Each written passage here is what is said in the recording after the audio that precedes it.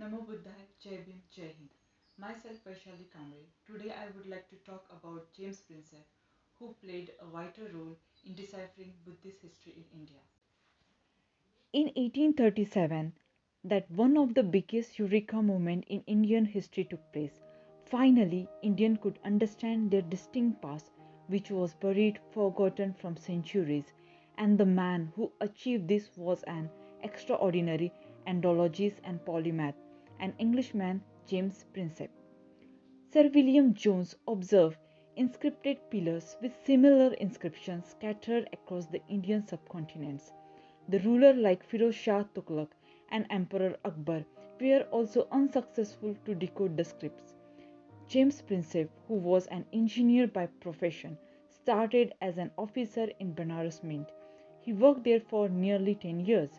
Then in 1830 transferred to Calcutta Mint, where his boss, Wilson, has been puzzling over different coins found in Rajasthan and Punjab. Prinsep offered to catalogue these coins, which in turn aroused his interest in decoding inscriptions written on coins. For the next 4 years, Prinsep worked vigorously on his project. He spent his days in the mint and his night in the company of coins and inscriptions. He developed a huge network of merchants, military officers, doctors, and anyone else who were interested in history. Then, in 1837, with the help of Captain Edward Smith, he found the archaeological remains of Sachi in Bhopal. During his study, he found that most of the inscriptions were ending with the same two characters, Danam, on the stupas. James Prinsep retrieved the copies of all the inscriptions on the paper and started comparing them word by word. He found that the common name Devanampiya Piyadasi, which means beloved of the god, on the rocks edict all over Indian subcontinent. He tried to get information about this name from Sanskrit scholars but was unsuccessful. He was misguided that the language was written by God Brahma.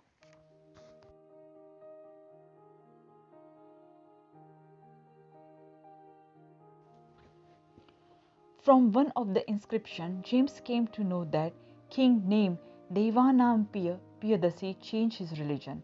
Upon thinking that Devanampiya Piyadasi was a Sri Lankan king, he communicated to Mr. George Turner, who was a historian studying Buddhist history in Sri Lanka. In return, George Turner replied back saying that from Sri Lankan Buddhist texts he came to know that Piyadasi was a epithet or nickname for an Indian king known as Ashoka. Then he concluded that all the stupas and rock edicts were raised and constructed by Emperor Ashoka. By that time, due to the heavy workload, it took toll on Prinsep's health. He was forced to return to London for treatment, but it was too late, and Prinsep died on 23rd April 1840.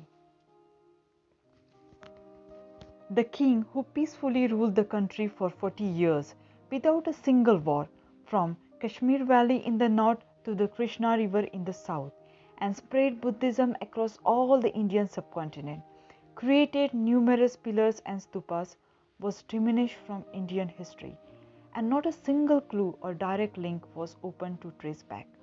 It is a huge contribution from James Prinsep to unfold the history of such a great emperor, the Ashoka.